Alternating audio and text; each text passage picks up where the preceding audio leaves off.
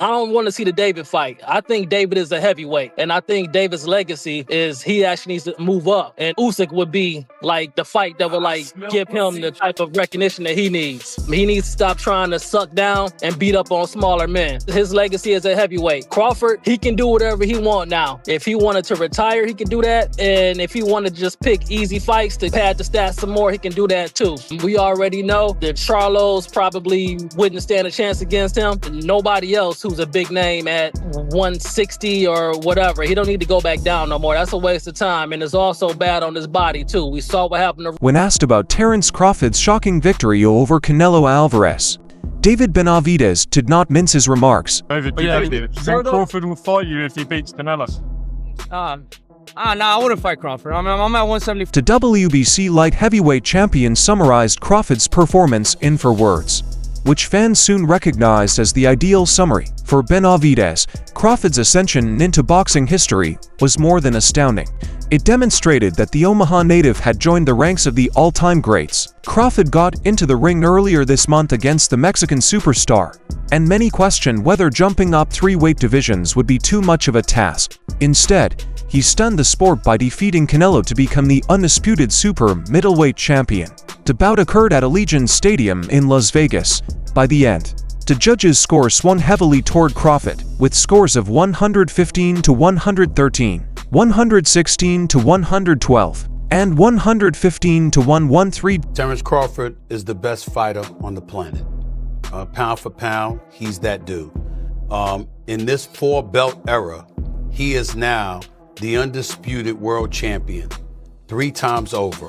140 pounds, 147, now 168 pounds, claiming all the belts. You don't see people doing that very often.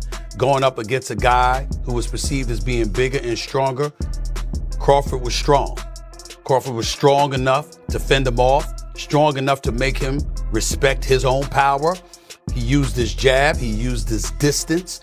He had poise in the ring, he wasn't rattled. He backed up and moved when necessary and kept us different. He exchanged enough to gain respect when necessary. It was a brilliant, brilliant, masterful fight on Terence Crawford's. Crawford set a pace from the start that Canelo could not keep up with. It wasn't simply another victory. It was a pivotal moment in boxing history. Crawford became the first male boxer to hold uncontested titles in 3 weight classes, cementing his reputation. At the age of 37, the Omaha fighter delivered what may have been his best professional performance. Benavidez, who has made his own name as an unbeaten world champion, made it plain that Crawford's feat belonged in the debate of greatness. Crawford's ability to advance through weight divisions, while also defeating one of the most dominant boxers of the age, was unprecedented in boxing history. Benavidez noted that moving from welterweight at 147 pounds to super middleweight and then capturing all 4 championships was unprecedented in the sport. He said, "I'd want to congratulate Terence Crawford. In the history of the sport, few people have accomplished what he has. He is one of the all-time greats. Not only did he move up 3 weight classes, but he also defeated one of the best fighters of his generation. I don't recall anyone ever winning the super middleweight world championship after starting at 147 pounds. Not only is he an excellent fighter, but that bout demonstrated how much of a dog he is." There's no way. Crawford just got the biggest win in his career and one of the biggest wins in history. He doesn't need to go out there and risk. Benavidez is too big, too strong. We don't want to see a champion do so much and accomplish so much and then end his career with a bad choice, a bad fight that he shouldn't take. I wouldn't. There's no way Crawford just scored the biggest win of his career, let alone one of the biggest in history. He doesn't need to take the risk, but this is too large, too huge and too strong. We don't want to watch a champion do so much and accomplish so much only to have his career end with a bad decision, a bad fight that he shouldn't have taken. I would not do it. Crawford's triumph made him a world champion in 5 different divisions. The whispers regarding his next move began almost immediately. Some thought that he could drop back down to middleweight to face Jan Bekele, the unified WBO and IBF champion. If he pulls it off, he will be vying for a title in a 6th weight class, which is practically unthinkable for most competitors. Meanwhile, Canelo found himself at a crossroads. Riyadh, 35, was set to return in early 2026 after signing a 4-fight contract. However, many fans and commentators pondered if retirement may be a better option. Losing his unquestioned title to Crawford raised the issue of whether his time at the top was over. So yeah, you fight, but you avoid the monster. You understand me? That's gonna tank the rest of his career if he keep trying to fight. Well, it's tough to say because he's made enough money that he can retire. He really has nothing else to prove. We saw him go up. He did but he tested himself all the way up as far as he could go. He won the light heavyweight title, then he lost to B-Ball. So that shows us that the light heavyweight was his ceiling. And that's good enough. Really, right now, he got nothing else to prove. You know, I mean, of course, if you keep fighting, people gonna demand you fight the monster because both you guys are Mexican. But to me, you probably shouldn't do that. You understand me? That's probably not a good fight for you at this point, for real. As Crawford celebrated his historic victory, more commentators weighed in with their thoughts on the bout. Hall of Famer James Toney was very frank in his evaluation of Canelo's performance. He did not consider it a close match or even a respectable defeat. In his opinion, Canelo had been terribly demolished. The Mexican champion was not simply beaten. Crawford's incisive and unrelenting approach ripped him down piece by piece. It was a devastating verdict for a boxer who had previously appeared unstoppable at super middleweight. In fact, not only did they lose him, he got destroyed basically. Took him apart. Do you feel like he's gonna want that back? Do you feel like if he's a true fighter, a true champion, he gonna want it back and train twice as hard and do what it takes to get the job done. Basically, that's what comes down to right there. 100%. Toney's remarks came as speculation about a possible rematch between Canelo and Crawford began to circulate. Some felt Canelo would seek vengeance sooner rather than later, especially when the WBC reinstated him as their #1 contender at 168 pounds. If he goes through with it, Canelo will aim to become undisputed for the 3rd time, a feat few can even imagine. While Toney focused on Canelo's defeat, former light heavyweight champion Sergey Kovalev considered Crawford's future. Kovalev, who had previously fought Canelo, believes there was only one boxer capable of posing real issues for Crawford. That man's name was Dmitry Bivol, who had defeated Artur Beterbiev earlier this year to reach his career objective of becoming undisputed at light heavyweight, stood out to Kovalev as Crawford's most dangerous potential opponent. He stated, "Yes, Dmitry's style can cause difficulties for Crawford, but Crawford demonstrated in his last fight that he can adjust to any weight, any opponent, so this fight will be more intriguing to watch." Let me ask you a couple of questions. Crawford, Spence. I know you watched the fight and you spoke about Crawford. How good is Crawford? Crawford is amazing, not just good. He's amazing, and he said the same thing about you. Thank you, Terence. But I think he should be in the book for really? Is that good? How to learn boxing, you know? Really? He's a very good fighter. Yeah, I like to watch his fights. Pound for pound #1? Yeah, probably he is now because he is undisputed champion in 2 weight classes. And it's crazy. He's great. While Kovalev evaluated Crawford's potential opponents, another renowned figure weighed in on a whole different subject. Oscar de la Hoya, a former champion and current promoter, expressed his opinion on whether Crawford could be considered better than Floyd Mayweather. The conversation began after Canelo indicated Crawford might have eclipsed Mayweather, but de la Hoya was not convinced. In his opinion, Mayweather was considerably superior. He referred back to Mayweather's battle with Canelo, in which Floyd totally trounced the young Mexican. According to de la Hoya, Mayweather seldom took a clean shot that night, and his ease in dominating demonstrated his technical skill. Crawford, on the other hand, may have been more aggressive and adaptable. That de la Hoya believed Mayweather's skill set was on a completely different level. And who would do it? Because Canelo after the fight said that Crawford is way better than Floyd. You know Crawford, you know Canelo, you know Floyd. What do you think? Who would win in the fight? My man. I have to disagree because Floyd Mayweather toyed with Canelo. Like, he literally toyed with him. He didn't get hit at all. Not one time.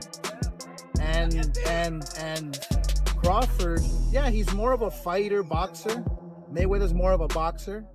But I have to disagree. I think Mayweather is much more superior than Crawford.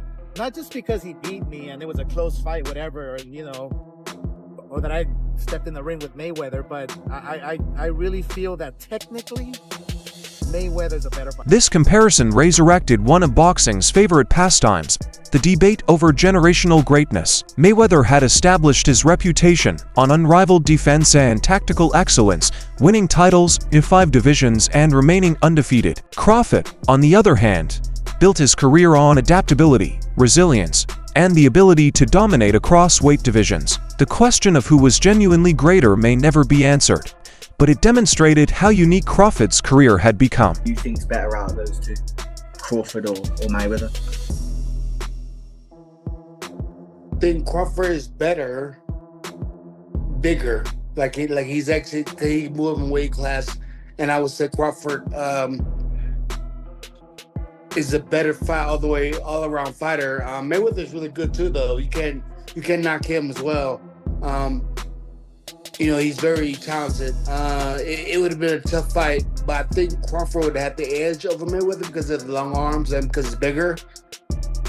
You know what I'm saying? And he would have kept him at bay. It would have been hard for Mayweather to counter, maybe. But Mayweather's definitely a technician. I mean, like Crawford said, Mayweather has his era, and Crawford. Even as conversations about greatness rage, speculation about Mayweather's personal future returned to the forefront. Mayweather, who had retired from boxing in 2017 after defeating Conor McGregor, has not completely abandoned the sport. Boxing commentator Dan Rafael chimed in, claiming that if Mayweather did return, it would not be against the best. Instead, he anticipated that Mayweather would face safer, less risky opponents in order to maintain his immaculate 50-0 record. Rafael was unimpressed by Mayweather's potential comeback. He saw no attraction in watching the icon fight outside of his prime matches or novelty contests. He even rejected speculation about a potential fight with Manny Pacquiao as absolutely uninteresting. Many fans agreed with his viewpoint, believing that Mayweather's career should be remembered for what it was rather than for unneeded returns. The difference obviously is that Manny was out of the ring for a lot less time than Floyd Mayweather was. That's significant. I mean, I hope this doesn't lead to some stupid discussion of doing a rematch between Floyd and Manny, because that I have like literally less than zero interest in that. I remember what you said. I can't remember the words you said, but you said you'd rather set yourself on fire than watch that. Exactly. I mean, I would say right now it's idle talk, and Floyd sort of like spitballing, seeing what's out there. And this whole thing they announced with this Mike Tyson Floyd Mayweather exhibition bout, the way that was announced was very clear to me that they may have signed to do the fight, but it's contingent on them actually having a platform on which to do it that will pay them money. And I don't think they have a deal yet for anybody to show it. So it's still a matter of if that actually will take place. So I'll believe it when I see it. And frankly, I don't see there being a lot of interest in that. Not because they're not two incredible names and two all-time legends and two great fighters and have tremendous amount of fans and history in the sport, but we all know what Tyson's got left, and that's absolutely nothing. If they announced Mayweather versus Tyson before we saw Tyson get completely exposed by Jake Paul, I could understand there being interest, but he went in the ring with Jake Paul and had 8 rounds where he couldn't do anything.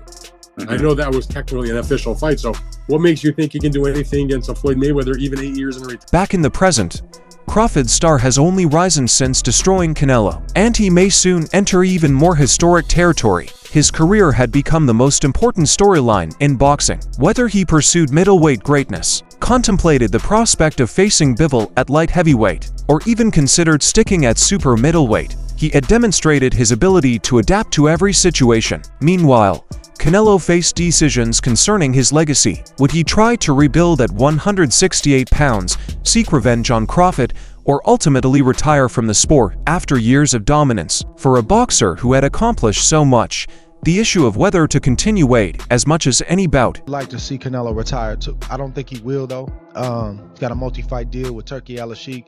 That's a lot of money on the table, and he's a proud champion, so I could understand him not wanting to end on that note. But you can see Canelo getting older, and I'm not just talking about ring. I mean, you can see it in his face, for the Netflix special behind the scenes. You kind of see the age, you see the wear and tear. The man has been fighting as a professional since he was 15 years old. 20 years. He's got over, it's a long time to be getting hit with 8-ounce and 10-ounce gloves. even if you take it well. And oftentimes the guys that take it well, they show it more because I'm absorbing a lot of shots and you giving me praise for absorbing them shots, but them shots take a toll. I don't know how much longer he should keep fighting, and it's not because he can't fight anymore. He's still one of the best fighters in the world. But you get into the hunger conversation. You get into the total punishment that you got to add that stuff up when you start getting older. Like, okay, man, you know, do I still need to do this? He doesn't need to do it other than just his love for it, because his mantra is no boxing, no life. So I don't know if he's going to be able to walk away right now. His legacy is secure. I think he's one of the greatest Mexican fighters that has ever done it. I think he's in the great category and conversation. We can break down a resume another day, but I think that given the way that he fought and given the way that he bowed out, I think you just got to just leave it right there and give him his respect. I would like to see him maybe take 1 or 2 more and call it a day, go enjoy the fruits of his labor. From Benavidez's gushing praise to Tony's sharp criticism, from Kovalev's careful caution to the La Hoya's strong comparison, and lastly, Rafael's reservations about Mayweather, Crawford's unprecedented performance elicited an outpouring of reactions from the boxing community. Each viewpoint highlighted a different piece of the puzzle, creating a picture of a sport in transition, with legends being challenged and new icons being crowned. Terence Crawford was the driving force behind it all. A fighter was once criticized for lacking notable opponents. He is now considered one of the best boxers of all time. With each division he won and every champion he defeated, he cemented his name deeper into history. The only question left was how far he was willing to go.